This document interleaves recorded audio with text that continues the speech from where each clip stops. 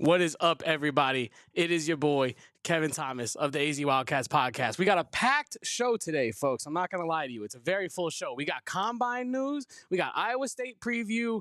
And also, Tommy Lloyd got a little emotional talking about Craig Smith and his children. And I want to talk a little bit about that. It's the AZ Wildcats podcast. In 30 seconds, don't you go anywhere.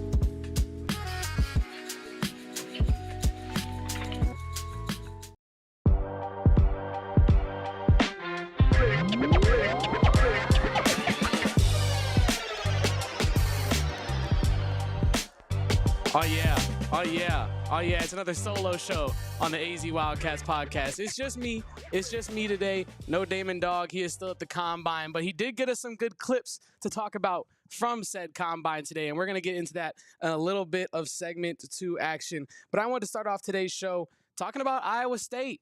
Big time game tomorrow night in Ames, Saturday night action. It's going to be a rematch of the game that Caleb Love hit the shot we all remember from 55 feet that sent Arizona to overtime, where they would then go on to win one of the most memorable games in recent memory inside of the McHale Center. Let's start out with some odds and ends for this one, ladies and gentlemen. Caleb Love, the shot that he hit to send Arizona to overtime to eventually beat Iowa State, where he would then hit 2 more threes in that overtime period. I just kind of wanted to relive that a little bit. That was one of the greatest moments of this college basketball season as a whole, if we're being quite honest. And I think that, hopefully Arizona doesn't need any more of that magic to beat Iowa State this time. Hopefully Arizona doesn't need a 55-foot heave to get it done in Ames. But it was a beautiful thing that Caleb Love was able to hit that shot, because now Arizona stands a chance to sweep Iowa State tomorrow night. And I also want to mention that the Pacers' Tyrese Halliburton will be in attendance for the game. So it's going to be, maybe some other NBA players, maybe Benedict Mathurin makes an appearance. Who knows? I would love to see that. The NBA scouts are going to be out there for Carter Bryant as well. But it doesn't really matter, because last time Tyrese Halliburton played Arizona, he got whooped too. So we're going to give him some flashbacks, some real-time flashbacks. And I wanted to start the preview here kind of talking about Coach TJ Otzelberger's words after their loss to Oklahoma State, because if y'all don't know, Iowa State just lost a shocker to Oklahoma State in a game where Oklahoma State kind of jumped all over them to start off the game, and Iowa State was playing catch-up the rest of the way. They at one point had a -6 rebounding differential. They ended up winning the rebounding battle, but TJ Otzelberger was very unhappy with his team's effort and play in that game.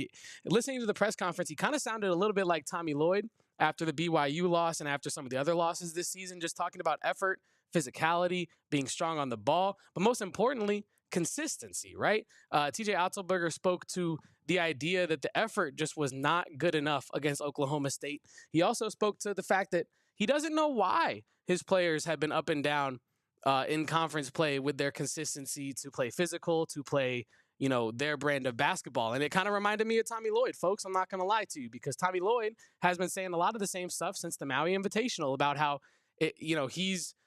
he's coaching the team, but the team has to do the thing out there on the court. And I think that TJ Otzelberger in this answer kind of was echoing a lot of that same sentiment. Yeah, it was unacceptable effort on our part. I think the lack of toughness with the basketball. I mean, we had 6 turnovers in the first, 8 possessions or so. That's beating yourself. That's not giving yourself a chance to win. And so you put yourself in really tough spots. They scored the first 12 points, which set the tone for the game, either on scoring off of our turnover or being the more aggressive team on an offensive rebound. We prepared our guys going into the game, making sure they understood Oklahoma State plays as hard as anybody in this league does. And that was true on Tuesday night. So I think for us, we can't be a team that looks at what's in front of us and then decides how tough we're going to be with the basketball or how much effort we're going to give. That's just not who our team, who our program, who we are. So overall, I just thought, an uncharacteristically very, poor effort and value in the ball, rebounding the ball, and then just, the toughness, the effort, the things that the margins we aim to win in, and many nights we do, we got to hand it to us. They got to hand it to them, folks. And that's not what you want to hear if you're an Iowa State fan. But what that did make me think of was if Oklahoma State can out-physical them, so can Arizona, right? Arizona was winning large portions of the game by play in the first matchup. I know it was Iowa State leading at the end of the game, but Arizona was able to find ways to get success in that matchup. And I think physicality is going to be another it's just the Big 12, right? It's another game where physicality is going to reign supreme. Whichever team can dominate and dictate the physicality game and decide where the game is going to be played is going to win the game. I know that's some pretty basketball 101 stuff, but this is the Big 12, right? These are physical, gritty teams. The gritty boys might be the grittiest of them all. Who knows? Edgar Ortiz says it here in the chat. We can win any game if we just play our style. And I agree. I actually think that Arizona can beat this Iowa State team flat out. No overtime needed. I think that it was portions of the first matchup where Arizona left their game plan and was not playing Arizona Wildcats basketball.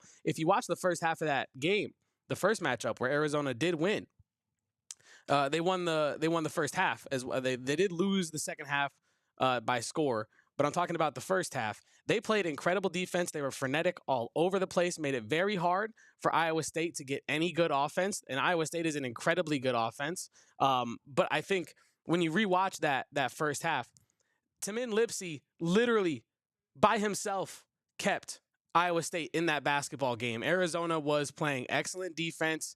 Keshon Jackson, I believe his last name is. Pardon me for forgetting that one.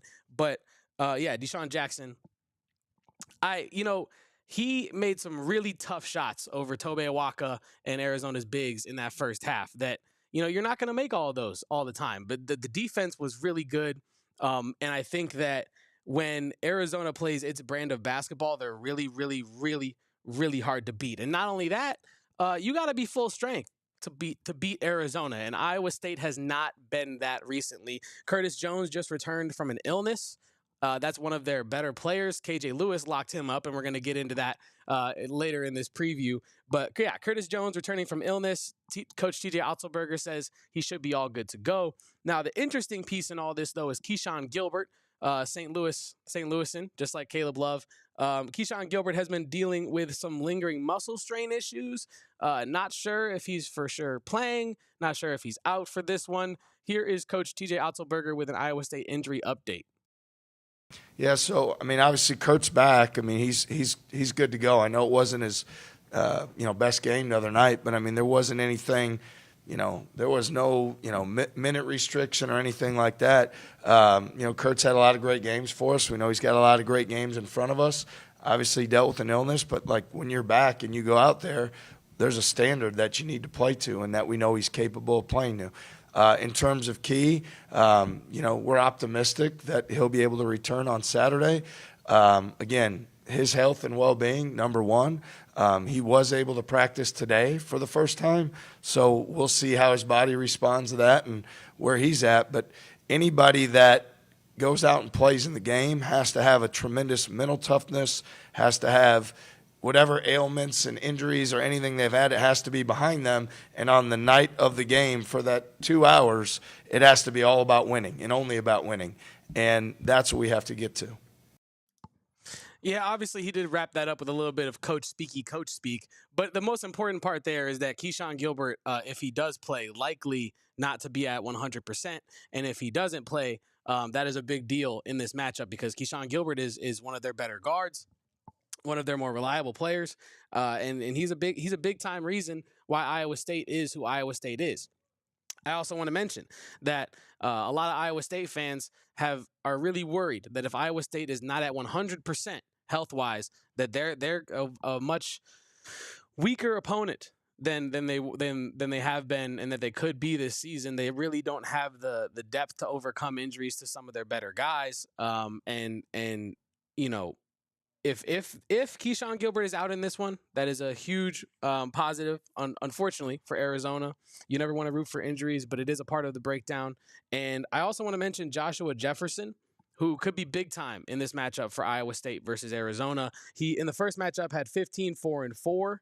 But since the Arizona game, he's averaging 12, 7, and 4 with 3.8 stocks. That's steals combined with blocks. Big time player for Iowa State. And I think that Arizona's wings and bigs are going to have a challenge in this one, dealing with players like Joshua Jefferson. But it's if Joshua Jefferson has another 15-point game with a couple of boards and a couple assists, that's not going to be good enough to beat Arizona, right? But I think that if Arizona can slow Joshua Jefferson down early, find a way to make it hard on him to get going, I think he's shown this season that he struggles to start games very well and find his footing. This is something that Coach TJ Otzelberger spoke about, how incredibly talented Joshua Jefferson is, but he fails to get going until it's maybe too late in the game, until they're already in a deficit, like against Oklahoma State, for example. Jefferson played really well in the second half, but it was maybe a little bit too little too late for Iowa State in that case. So I think Arizona needs to jump on them. It's especially on a road game. Ames is a very tough environment at Hilton. This is the first time Arizona's been there since the 80s. It's going to be raucous. It's going to be rocking. Iowa State, they're playing for tournament seeding at this point. They've gone on. I wanted to bring this up. Iowa State has had 2 losing streaks this season that are really, really hurting the Cyclones' chances of, their March dreams. It started with the Arizona loss in overtime. They lost to Arizona, then went on to follow that up with a loss to Kansas and Kansas State, a little inverse Utah situation there. And then this second streak, you lose to Houston. No shame in that game. Houston is 16-1 in conference. That is an incredible basketball team.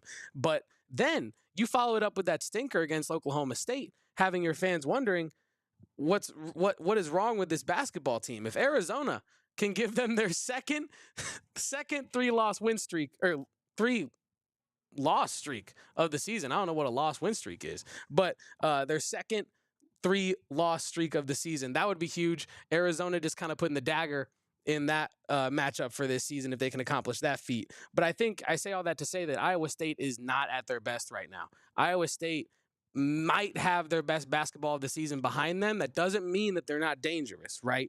And so let's look at Iowa State's stats by the numbers here. Iowa State Cyclones, these stats are provided by KenPom. 21-7, 11-6 in conference.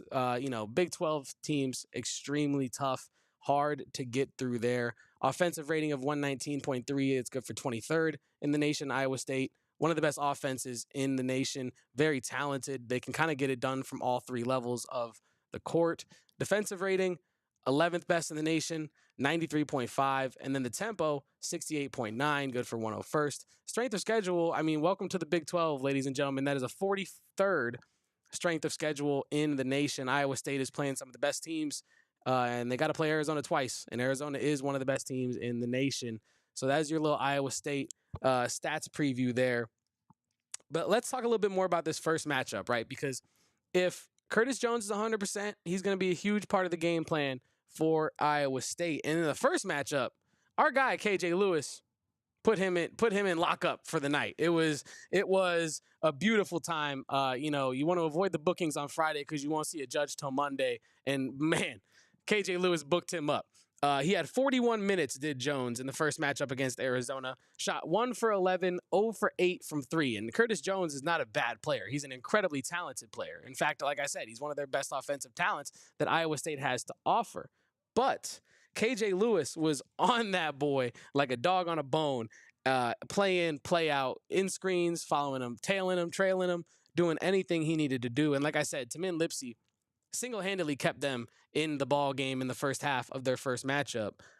Caleb Love, I expect him, because he's only gotten better on the defensive side of the ball. Game in, game out, Caleb Love is only getting better on defense. So I expect Tamin Lipsey to bring it, but I don't expect him to have the first half that he did against Arizona the first time around, where he had, I believe, 14 points. He had 9 points, and at one point his team had 7 in the first half. So I don't expect that kind of dominance from Tamin Lipsey in this one.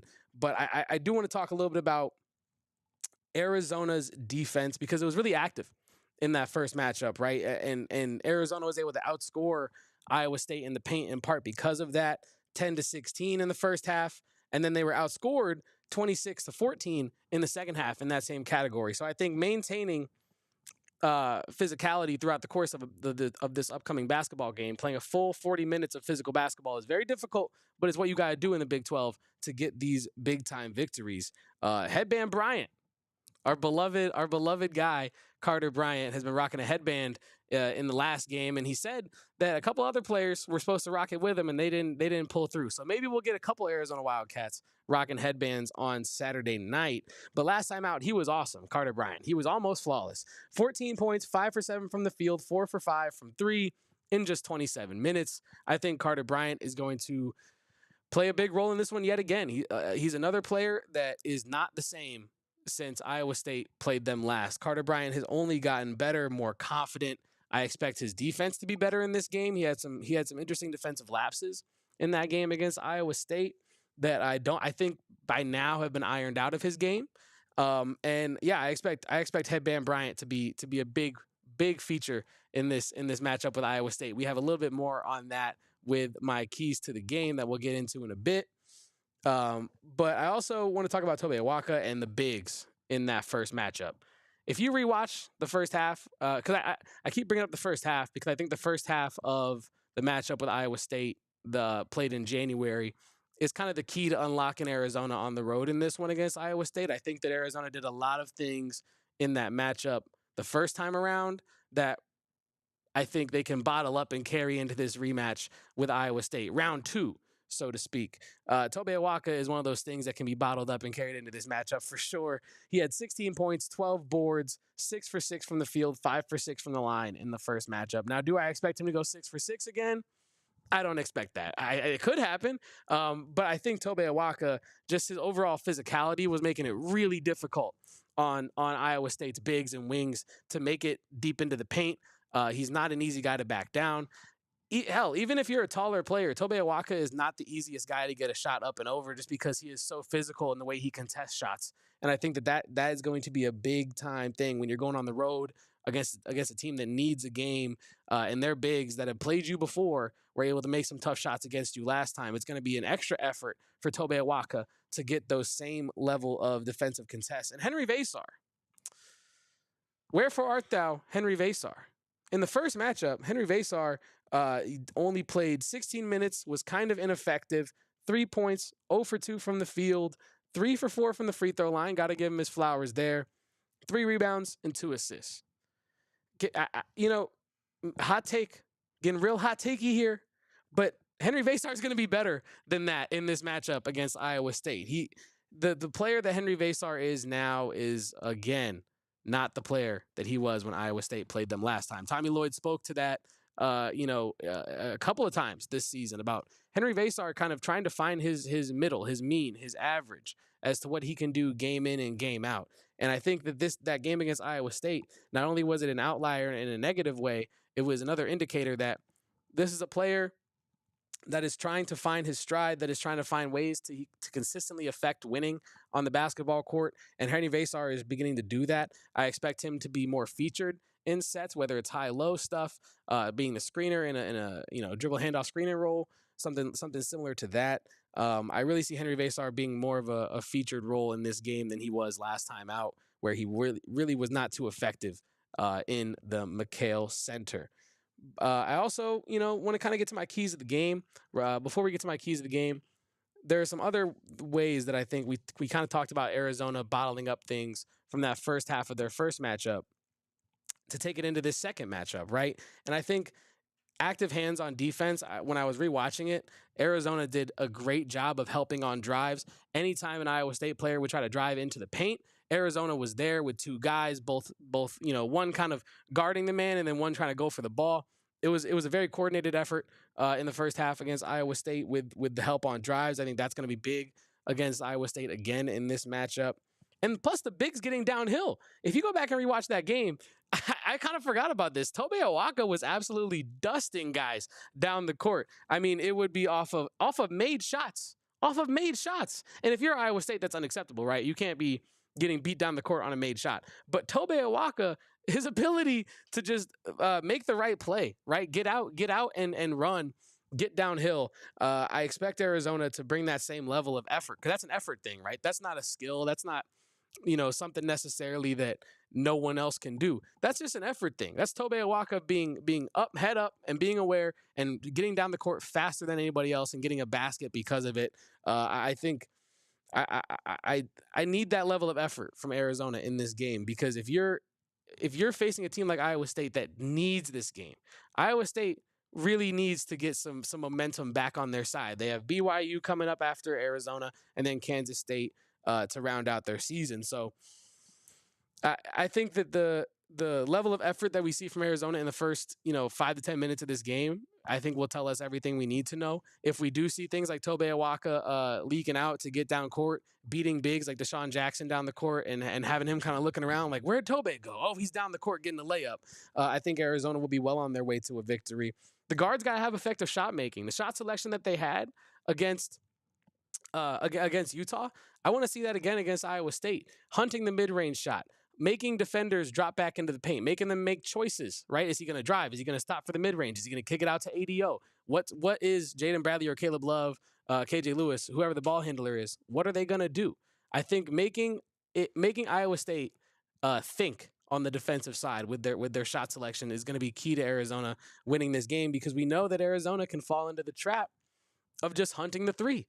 And if things don't go well, they're just going to keep hunting the three. And so I expect Iowa State to try to pack the paint, but I also expect Arizona to be able to hunt the mid-range shot, because they found such good success with that. And I maybe some Spain pick and rolls at the top of the key to get Jaden Bradley into the mid-range with a little bit more room, I think could find Arizona some success there as well in the mid-range. KJ Lewis, if he can shoot better than 2 for 8, man, I'm getting a little distracted here, but I got to go on this little rant, because KJ Lewis, that's my guy. One of my favorite basketball players on this Arizona team.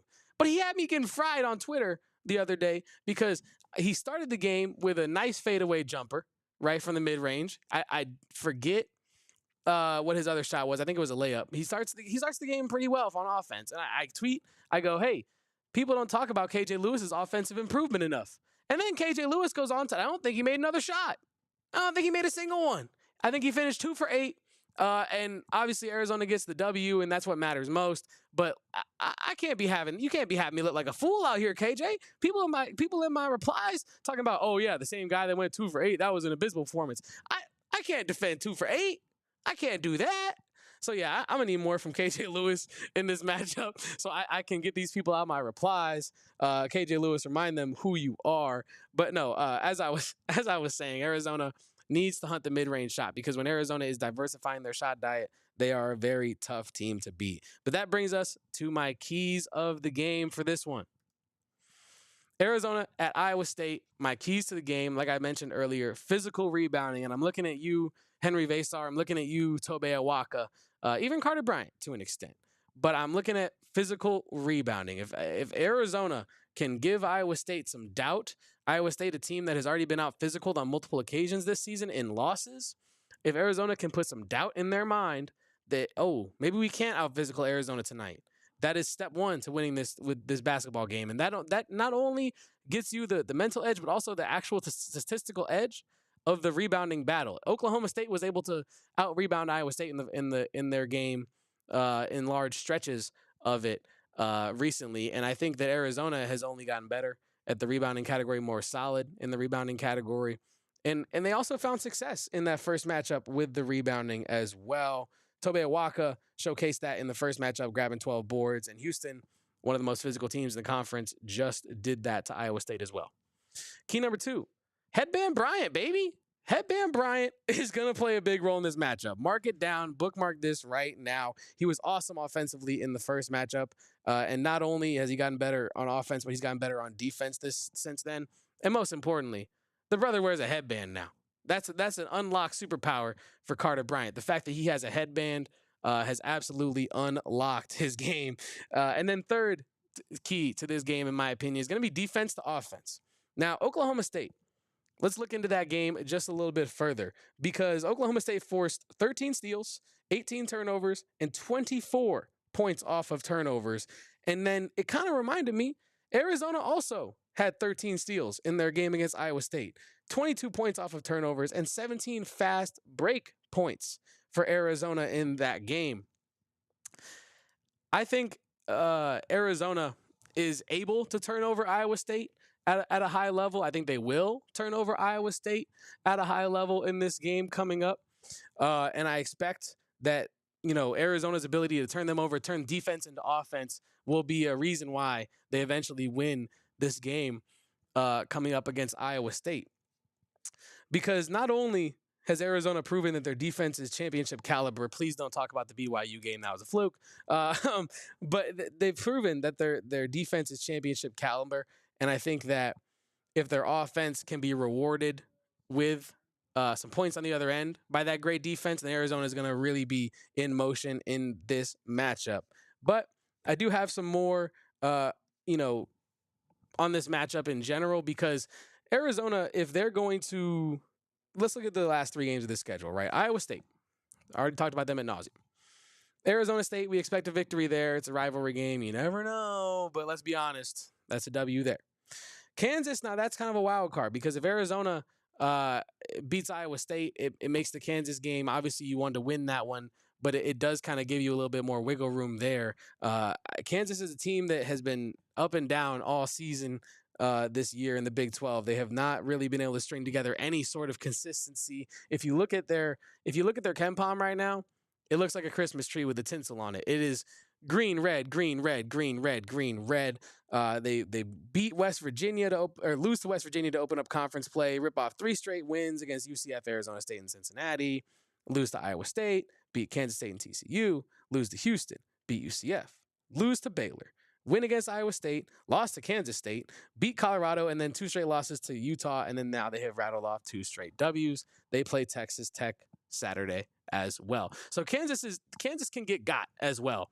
I think that Arizona has the opportunity to do just that. If Arizona goes out and beats Iowa State, beats Arizona State, and then beats Houston, that is a hell of a way to enter the Big 12 tournament with some momentum, with some real positive vibes. I think that, the BYU loss and the Kansas State loss kind of brought down the vibes a little bit. The vibes were really, really high for Arizona fans for a while here. But Arizona is on the precipice of something really important for the Big 12 tournament seeding, and they could go 3-0 in their final 3 games. It's going to be a tough one. Really, really tough. Iowa State is really good. Kansas is really good. Arizona State is a basketball team. But I think Arizona could legitimately go 3-0 to end the season and really put themselves in a good position going into conference tournament time. But I have more on Arizona Wildcats and the NFL Combine. Tetairoa McMillan, Tyler Loop had stuff to say as well. Lots more on that after our first ad break of the show. Well, it's getting hot outside here in Arizona, and one thing I know when it gets hot outside, you need yourself some little sunglasses. Our friends over at Shady Rays are helping you get in the right frame of mind this springtime with our premium polarized shades that won't break the bank. Shady Rays is honestly some of the most beautiful sunglasses I have ever seen and I've ever put on my face. They're beautiful. I have some wood grain ones that are also polarized. Very, very classy look to them. Shady Rays is an independent sunglasses company offering a world-class product rated 5 stars by over 300,000 people. Their sunglasses have durable frames, crystal clear optics, making them the perfect choice for all outdoor adventures. But most importantly, they have the craziest loss prevention policy in all of the industry. If your shades ever go missing or take an unexpected hit, they will literally just back your pair with the lost and broken replacement program. You'll just get a new pair right back. If they fall out of your truck and, all of a sudden, oh no, they got a chip in them, don't worry, Shady Rays will take care of you. So check out Shady Rays, and PHNX viewers and listeners, you can go to shadyrays.com and get 35% off polarized sunglasses with code PHNX. Over 300,000 people have rated Shady Rays 5 stars, so use code PHNX today at shadyrays.com. And ladies and gentlemen, it's almost that time. NASCAR is coming back to the Phoenix Raceway, March 7th through March 9th, the stars of NASCAR battle it out at the Shriners Children's 500 at Phoenix Raceway. There's nothing like witnessing a live NASCAR battle at 200 miles per hour on this 1-mile oval raceway in the foothills of the Estrella Mountains. 40 drivers will compete amongst the likes of Chase Elliott, Ryan Blaney, Denny Hamlin, Ross Chastain, Bubba Wallace, and 2024 NASCAR Cup Series champion Joey Logano. It's the best fan experience that you can have right now in Phoenix for sure. And so you can get your tickets now at phoenixraceway.com. That's phoenixraceway.com. Well, ladies and gentlemen, it is NFL Combine time, and we know we got some elite level Arizona Wildcats in the Combine this year. One of those is Tyler Loop. One of those is T-Mac. Now, those two had some things to say. On the NFL Combine, Tyler Loop was out there doing his drills, getting warmed up. I saw him absolutely nailing some field goals, kind of practicing for his Combine performance. It was a beautiful thing. Now, I also want to talk about this video that he dropped on Twitter. Arizona Football put this out. It was a nice little tribute from Tyler Loop to the city of Tucson, and kind of reminding Arizona, like, hey, I'm not going to forget about y'all when I make it big time. Hey, what's up, Wildcats? Tyler Loop here. Just finished up at the Combine. It has been an awesome time, and I will say the past 5 years at Arizona have been the best. It's been a huge privilege to be in Tucson, to be a Wildcat, to be part of the community, and I look forward to representing the Block A at the next level. And as always, bear down. I'm going to miss Tyler Loop, man. Tyler Loop, probably the greatest kicker in Arizona history, and during his time here, was one of the best kickers in the entire country. This past season was not really representative of who he is as a kicker and what he can do at the NFL level, because I think that there were some moments this season where Arizona football fans were watching Tyler Loop do his thing and were thinking, damn, the bad play even infected Tyler Loop. We thought he was invincible. We thought he was a machine. We thought it was okay. No matter what's going on around Tyler Loop, he's going to make some kicks. And he made some kicks, don't get me wrong, but he also had some misses in there that I think that he would want back. And I think that all Arizona fans don't blame Tyler Loop for. They just blame the season as a whole for. It was a bad vibes all around, and it even infected our best player, Tyler Loop. Probably not our best player, T-Mac being our best player. But you understand my greater point here. Our best kicker, our most reliable guy, Tyler Loop. And I really think that was a really nice video, and I implore you to go check out the Arizona Football little highlight video they put out of him on their Twitter. It was set to some really intense music. I didn't know kicking could be so intense with the music that they were putting up there. But I will say that Tyler Loop, one of the best kickers in the country, certainly one of the best kickers in this draft. I'm excited to see where he goes. But one player that is destined for the first round for sure is Tetairoa McMillan, T-Mac, not Tet. I don't know where this Tet stuff is coming from. I tweeted it out today, and then Damon actually tweeted it out later with a video of T-Mac kind of answering the question of which one he prefers. And the Tet thing, I remember hearing it randomly one time on a broadcast. I think one of the announcers just called him Tet. And I really feel like it's people going through their game prep and not being able to pronounce his name, and so they just say Tet. But he already has a nickname. It's T-Mac. It's not Tet. It was never Tet. No one has ever, maybe someone has, but no one's ever called him Tet. It blows my mind. But our guy, Bo Brock, said that Arizona wide receiver Tetairoa McMillan confirms he has met with the Patriots, Jaguars, and Jets during his media availability at the NFL Combine, and that T-Mac likes the idea of playing next to players such as Brian Thomas Jr. and Garrett Wilson, which I will say right here that T-Mac next to Garrett Wilson or T-Mac next to Brian Thomas would be a nasty 1-2 wide receiver combo. But you also got to think about who's getting them the ball. That is the key in this one. And in the Jaguars situation, it's a little less questionable than the Jets. But the Jets are just such a bad franchise, just such a gross, nasty franchise. I don't want to see T-Mac play for them. I don't want to see T-Mac donning that gross green. I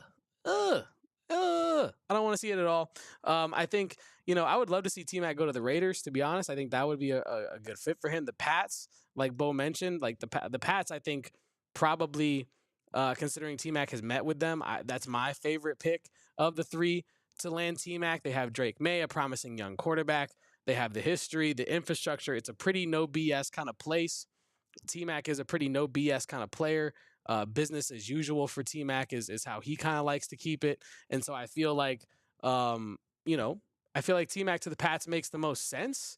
T-Mac to the Jets makes my heart hurt. T-Mac to the Jaguars, I'm like, okay, kind of cool. It's okay. It's kind of in the middle. I don't really feel one way or the other about T-Mac on the Jaguars. But T-Mac did have a lot to say today outside of talking about his nickname. He also spoke about, a question that me and Damon have had on our minds this offseason is what is it going to be like in the NFL when Tetairoa McMillan is not playing with Noah Fafita, someone who he's played football almost his entire life next to Noah Fafita, catching balls from Noah Fafita. It's going to be a different feel for T-Mac, and I was curious about that coming into this offseason, and here's T-Mac on, kind of missing his guy, Noah Fafita. Oh, man, that's my dog, man. So Noah Fafita, my best friend. I've been catching a touchdown from him for the last 8 years. So, not too many people can say that they caught a ball from their, they play youth and high school and college together with their best friend. So being able to just enjoy my time in college, enjoy my time with him, and just being able to play with him, and it's a blessing. I'm just glad that I stayed one more year with my dog. And then a bunch of reporters yelled, Tet. Don't answer to that, T-Mac. Don't do that. But anyway, beautiful clip there. And honestly, I want to start here by talking about how this is one of the probably most beautiful sports stories that I can remember of a team that I've ever followed. Tetairoa McMillan and all the returners between Noah Fafita and the rest of the team that did return after Jedd Fisch departed. And Jedd Fisch, we're gonna get talking about you in a little bit. But it was one of the most beautiful, stories of actually in this NIL revenue sharing era, a team being able to keep guys, their star guys, their foundational guys of the city, if we're being honest. Being able to keep those guys, them coming out of the basketball game to the promo video, saying they're not done yet, they have unfinished business here, and this is their home. Just a beautiful, beautiful story. And I'm very happy that T-Mac decided to stay for this last year. I'm happy that Noah has decided to stay as long as he has, because it has given us as Arizona fans an unforgettable life memory of these two childhood friends kind of dominating the football field for as long as they have for the Arizona Wildcats. And I also want to say that the Noah Fafita to T-Mac connection, I feel like we were robbed this past season of one last hurrah with those two. And I think that's one of the biggest shames of this past season. Obviously, the results were awful, and I would love to forget them and have them Men in Black washed from my memory, but that's not happening. But I think one of the worst parts about the season that was that that was T-Mac's last ride. And it was T-Mac's last ride with Noah as his quarterback. And I feel like that was something that Arizona fans, we all were really looking forward to this past season. And it just never materialized. We'll always have the New Mexico game. We'll always have the New Mexico game. And Luke Wysong will be the carrier of that torch. But I think that T-Mac is by far the best receiver in this draft class. He's one of the best players in this draft class. I don't know how far he's going to drop down the draft board. He's kind of all over the place mock-wise right now. When Justin Spears was on earlier this week, we were talking about how we were seeing reports that he might fall as far as 22 to the Chargers, which would be completely crazy and would probably have Justin Spears, as he said, doing backflips. So honestly, I would love to see it. So just so I could, call Spears out and make him do a backflip, because I'm not really sure he could do a backflip, to be completely honest with you. Not truly sure he could do a backflip. But T-Mac had more to say on his projection of skill in this draft class. He is something I've talked about with T-Mac as being the most underrated part of his game, is the fact that he is one of the fastest guys that you'll see on a field, but not from a quickness standpoint, from an acceleration standpoint. I think once T-Mac gets into open space, his strides are so long, his actual top end speed is quite high. He can really dust dudes if he can get into open space. And I was glad to see T-Mac kind of touch on this here in this answer about what's most underrated in his game. Most underrated part of my game, I feel like my explosiveness. I feel like people sleep on my ability with the ball in my hands. You know, obviously everybody knows about my 50-50 balls and my catch radius, but I feel I can get in and out of my breaks as a big receiver good, and like I said, the ability with the ball in my hands. Obviously, T-Mac has some of the best hands in this entire draft class. There's probably no one better in a hands category than Tetairoa McMillan. I wanted to go through some mock draft stuff here about T-Mac because his explosiveness is, I think, what's going to separate him in some of these different decision makers' minds, right? You have a guy who can not only catch every single ball thrown at him, not only jump out of the gym, not only is he super tall, in addition to all of that, really strong as well. He's got incredible acceleration, right? 2025 mock drafts, Pro Football Network has him going 8 to the Panthers. DraftKings has him going 9 to the Saints. Arizona Republic has him going 6 to the Raiders. That's where I would love him to end up, I think, honestly, if it's not the Patriots. Now, I think one of the more interesting things here is that it's one of Panthers, Saints, Jets, Raiders. We're really not seeing a lot of Pats projections here. Yahoo has him projected to the Pats. Pro Football Focus has him projected to the Pats, but that's about it. There's a lot of Saints. There's even a Commanders mock from NFL Spin Zone, which I think is kind of a wild card. That's kind of a random one to just toss in there, right? T-Mac to the Commanders. I mean, I would love to see it. I don't know how it's going to happen, but I would love to see T-Mac catching balls from Jaden Daniels next to Terry McLaurin. That would be disgusting. That would be a life changer. That would feed families, to be quite honest with you. But I don't think that that's going to be the case. We even got Bleacher Nation throwing him to the Bucks, which, you know, I could see T-Mac in a Bucks uniform. I could see it happening, but I don't think that that is actually what's most likely to occur. I would hate him. I would hate for T-Mac to end up on the Panthers because I just feel like that's another franchise that has never really have been able to string together a cohesive, infrastructure around their teams, right? The current ownership with Dave Tepper is a complete mess. He's throwing waters on people. It's a crazy situation over there. Bryce Young is trying to do his best. He's trying to do his best. And I don't want to see T-Mac go there at all. But so that was kind of the words that T-Mac had to say from the NFL Combine. I know that, Damon, when he gets back late tonight and he'll be on the show post game tomorrow, we might touch on that a little bit, but it's definitely going to be a situation where Damon's going to have a lot to say on this. I'm excited to see if Damon could get one-on-one with T-Mac at the Combine somehow, because I know he linked up with him when they went to the Super Bowl. So maybe they're boys. Maybe they're hanging out. Who knows? Maybe Damon and T-Mac just having a couple brunch, together, something like that. That could be the dream. Damon and T-Mac at brunch would be the dream. But we have more talk about. Arizona baseball is absolutely going crazy. Tommy Lloyd got a little emotional, and Jedd Fisch had something to say about it. And we're going to talk about a little bit more of that after this quick ad break. Well, our friends over at Carol Royce have been nice enough to sponsor our buy or sell segment, and that is something that I've really enjoyed doing. But if you want to reach out to our friends at Carol Royce team to buy a home, sell a home, whether it's your first time buying a home or you're a seasoned pro, it can be tricky. So that's why we recommend our friends over at Carol Royce. You can become a VIP buyer, get access to off-market properties that haven't been picked over yet. You won't even find those on the online realty markets like Zillow or Realtor.com. So you're going through Zillow, you're thinking, oh, these are all the homes in my area. No way, these are a nice selection. I wonder if there's any more. There's more, and Carol Royce has access to those homes that you can buy. If you're worried about financing, Carol works with the best lenders, ensuring you get the best rates and loan options. And I know my guy Saul was talking about this when I was doing this ad read the other night. That is one of the biggest leg ups that you can have, is someone in your corner financially helping you out to make the right decisions. Because there's a lot of small things with finance that you really don't know about until you know about them. You know what I mean? And so that's why our friends over at Carol Royce are the best. So if you're ready to buy your dream home, take the next step, call Carol Royce or visit Carol Royce at carolroyceteam.com. That's carolroyceteam.com. Terms and conditions do apply.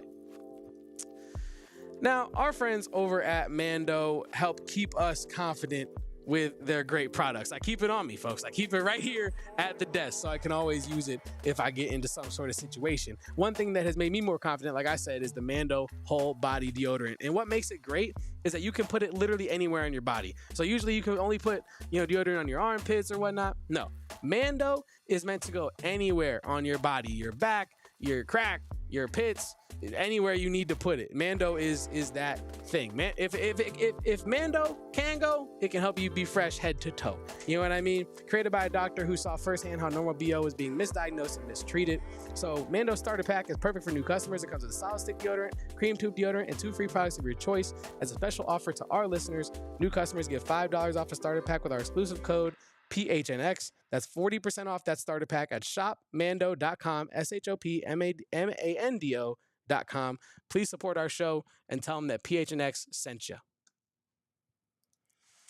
Well, folks, we are rounding out the show today with a little bit of Tommy Lloyd and Jedd Fisch talk, right? So Tommy Lloyd, in the post-game press conference from the Utah game, spoke about how Coach Craig Smith's firing had some real world implications, right? This is a man with a family. This is a coach that his kids are involved in the program, and this is what Tommy Lloyd had to say on Craig Smith's children.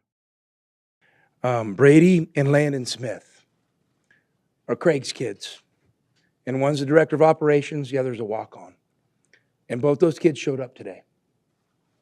And which is pretty amazing. I mean, I know you guys, this is a business and it's a hard business and I get all those things, but like, we all have families. We all have kids. And for his kids to show up today and, and Craig, I talked to him today and didn't have one bad word to say. Straight class. For his boys to show up today with their teammates. It says something. This stuff's hard. What we go through, even when it's going good, it's hard. And I know you guys have opinions and this, that, and this isn't against the media. This is just society in general. And us guys that decided to coach, there's a lot of really cool things that come with it. But there's a lot of tough stuff. There's a lot of tough days. And you know what? There's a lot of times your family gets neglected because what we're doing to try to, to prove our worth as a coach, to prove our value, to prove that we belong at this level. And so I got a lot of respect for those two young men. Man, I mean, Tommy Lloyd, we know he's an emotional guy. He's not really afraid to wear his emotions on his sleeve, but certainly that one hit home for a lot of people. It was kind of going a little viral in our Arizona circles here in Arizona. But, how proud should we all be that guy is the one leading the basketball program at Arizona? Because as he said it, straight class, homie. I'll add a homie for him. Straight class, homie. Because Tommy Lloyd, every opportunity he gets is making the right decisions with the words that he puts into the microphone. And I think it's something that we can all take away, right? Is that these decisions that sometimes, we clamor for and whatnot. I'm guilty of it as well. But I think that there are also real world implications on that. And I think Tommy Lloyd kind of taking that moment to say what he said and even get emotional was a really beautiful thing. Now, not a beautiful thing, Jedd Fisch. Jedd Fisch decided to chime in and he said, "Well said, coach. Well said, coach." Not going to hate on Jedd Fisch's message here because he's clearly being supportive of a very good message sent out by Tommy Lloyd. But I'll also say, stay in your lane. Stay over there. You left. Get out of here. It's not your athletic program to comment on anymore. Why are you doing this, man? Why are we doing this? This is the equivalent of texting your ex on her birthday, "Happy birthday, thinking of you." What are you doing, Jedd Fisch? Get out of our DMs, man. Get out of our DMs. We don't need this. We don't need you. You left. Get out of here. I saw that on Twitter and it was driving me crazy this morning because who is this message for? Like, if it's for Tommy Lloyd, text him. Well said, Tommy. That was a great message I saw in the post game about Craig Smith's kids. Who is this post for? Not for Washington fans. Not for Arizona fans. What? Who is the target audience here? I digress. But no, Tommy Lloyd, very proud to have Tommy Lloyd representing the Arizona basketball program. He is kind of a one of one kind of guy. Very, very, very straight class, homie. There's no other way to say it. Straight class, homie, from Tommy Lloyd. And then let's round out this show talking a little bit about that Arizona Auburn home and home, folks. Arizona and Auburn have scheduled a home and home. Tommy Lloyd has done it again, folks. The non-conference schedule is getting very tough already in 2026, and we don't even have the full schedule yet. There's already UCLA, already UConn. And now they're adding Auburn. Auburn, a team that began this season 11th nationally. They've been number 1 for the last 7 weeks, I believe, and they were second the 6 weeks before that. Auburn, coached by Bruce Pearl, a good dude. Bruce Pearl, by all accounts, from what I've heard. But it's not going to be the same. It's not going to be the same next season, folks. They're going to lose 4 of their top 4 scorers. 6 of their top 7 seniors, and they have 9 seniors on the roster total.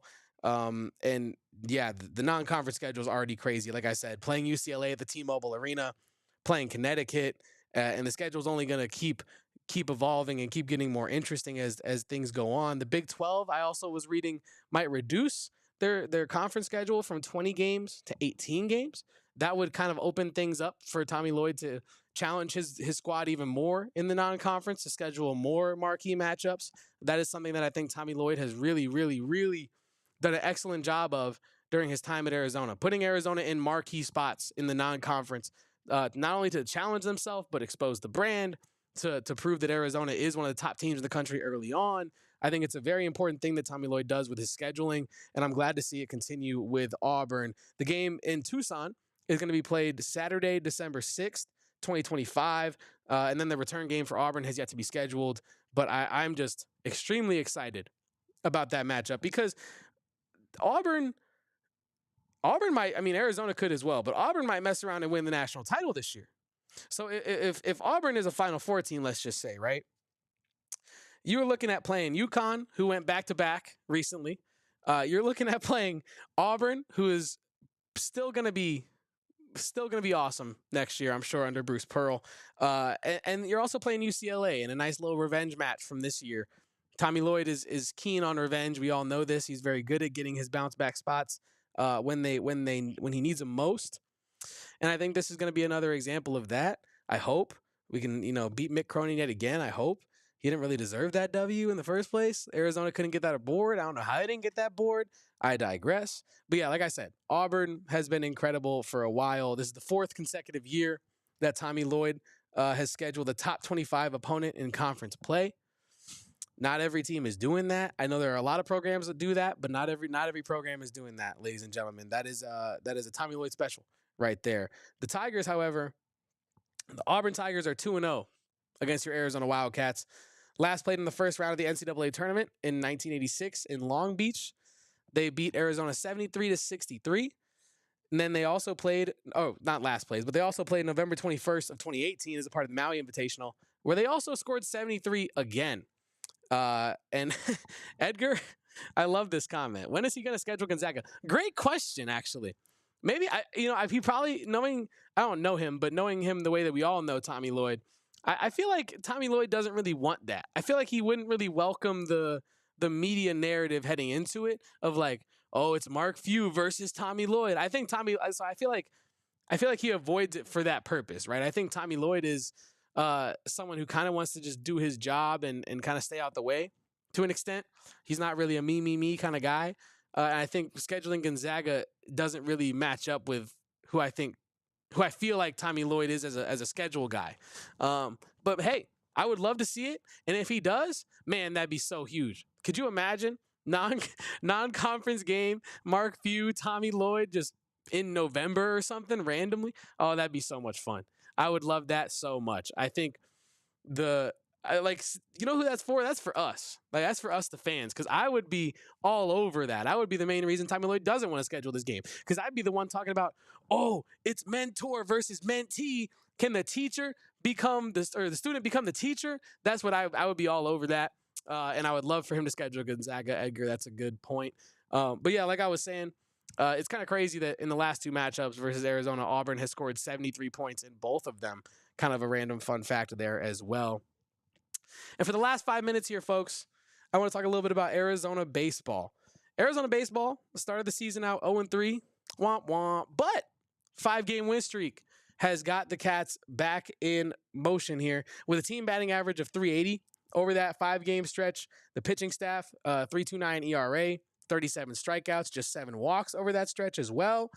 Now, there's a player on this team that is a history maker. He is a bread baker.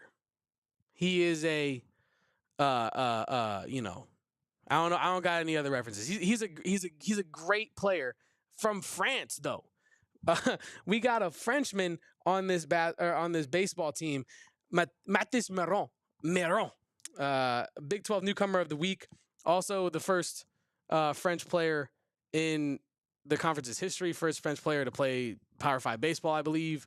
He is a one of one, so to speak, in that way. But he posted a 222 OPS with 2 home runs in the weekend sweep of San Diego, as David says it in the chat. Allez les bleus, allez les bleus.